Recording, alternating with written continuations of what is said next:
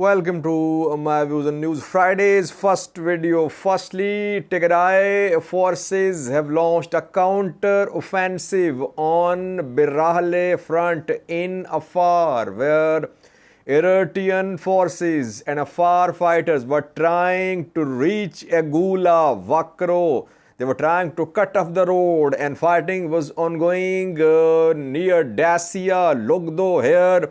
Front lines have been shifted. They have been pushed towards Berahle. We have details for you. Secondly, viewers, a top police commander in Somalia has been assassinated. In Somalia, we know that a new major operation against Al-Shabaab armed group is underway. Al-Shabaab is hitting back as well. And lastly, Somalia's President Hassan Sheikh has departed Ethiopia after concluding the visit of the neighboring country. A joint statement was issued. What is the statement about? Two important points in the statement I'll share with you. Firstly, viewers, Berahle front. We know that in Afar region, when this third round of fighting started on the 24th of August last month, Tigray forces entered Yalo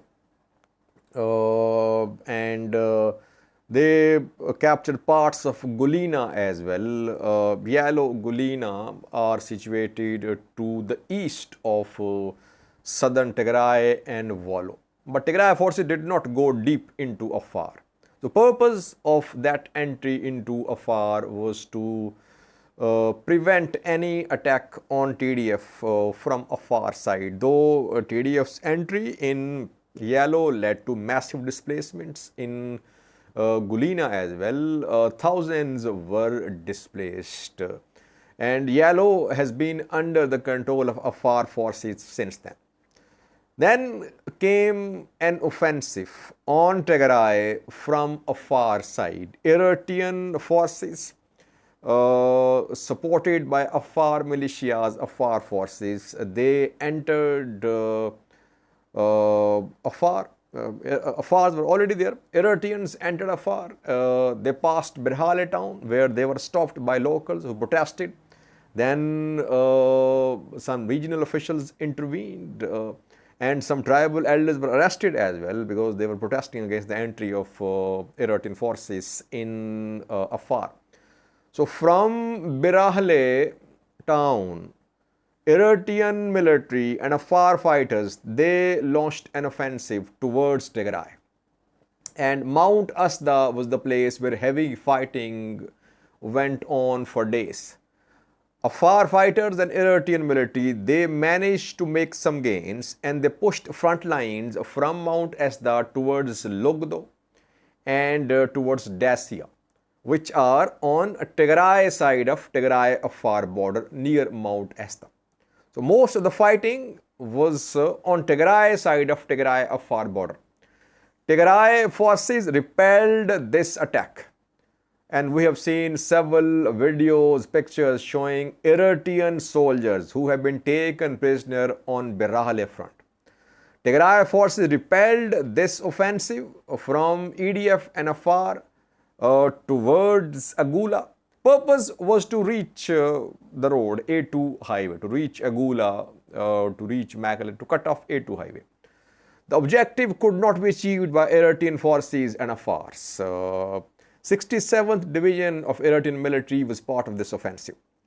Now, after TDF repelled this attack, it then pushed front lines back towards Berahle town. What we have learnt now, viewers, is that fighting is not in Dacia or in Logdo, which are on Tigray side of Tigray-Afar border. But fighting is ongoing to the west of Berahle, very close to Berahle town. People of Berahle will suffer like they suffered a few months ago when Tigray forces entered Berahle and we saw massive displacement from Berahle town. Once again, these people, they tried to stop, by the way, Eritrean military from entering Afar. They could not, because regional government intervened, and locals who had blocked a road to stop Eritrean military a few weeks ago, they were removed from the road. Now the people will suffer because fighting is approaching the city, reportedly Berahle city. So, like people of Tigray are facing problems due to this war, people living in Tigray, Amhara, Tigray, Afar border areas are also suffering due to shortage of food, due to their property, their belongings being looted, being destroyed. So it's a catastrophic situation. Tigray forces have managed to repel Eritrean Afar offensive on Logdo and Dacia, and now they have pushed front lines towards Berahle. This is a very important development from this front. How deep will Tigray forces go into Afar? Up to Berahle, or will they try to move towards Eritrea, which is not very likely, I think. Secondly, a top police commander in Mogadishu, of Mogadishu, has been assassinated by Al-Shabaab. Al-Shabaab has claimed the responsibility for this assassination more than a week ago. Somalia's federal regional forces, AMISOM troops, Turkish drones, US Air Force, all became involved in an operation, major operation against Al-Shabaab. Armed group declared a terrorist group in control of around 1/3 of Somalia, and local militias are being formed, mobilized, armed by Somalia's government. These militias, forces, government forces have made some territorial gains, but Al-Shabaab is hitting back. Yesterday, we reported that Boko town had been retaken by Al-Shabaab. Fighting went on for hours in Kole as well, where a local elder, Ilmi Hagar, was killed. And now, Mogadishu Police chief has been assassinated. His name is Farhan Muhammad Adan, also called Farhan Karole. Farhan Karole was assassinated in Balad, which is a city in middle Shabelle, around 30 kilometers away from Mogadishu. There, in a planted device explosion, he was killed.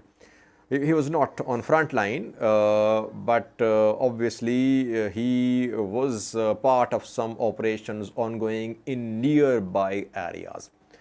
So you see that this fight against Al-Shabaab is a long war. It is not that in just a few days Al-Shabaab will be completely eliminated. Al-Shabaab is a tremendous force in Somalia. Let's see, can Somalia's forces manage to sustain this offensive against Al-Shabaab? That remains to be seen. But the way Al-Shabaab is hitting back, it's very clear that to wipe out Al-Shabaab will take lots of sustained effort and a long counter-offensive which is underway by government forces against Al-Shabaab. Thirdly, viewers, Somalia's President Hassan Sheikh has departed Ethiopia after concluding a 2-day visit. A joint statement was issued by the two countries after the conclusion of this visit. 2 points I would like to discuss of this statement. Firstly, the two countries have announced to respect territorial integrity and sovereignty of each other. What does it mean? It means that Ethiopia will not recognize Somaliland as a country. Internationally, Somaliland is part of Somalia.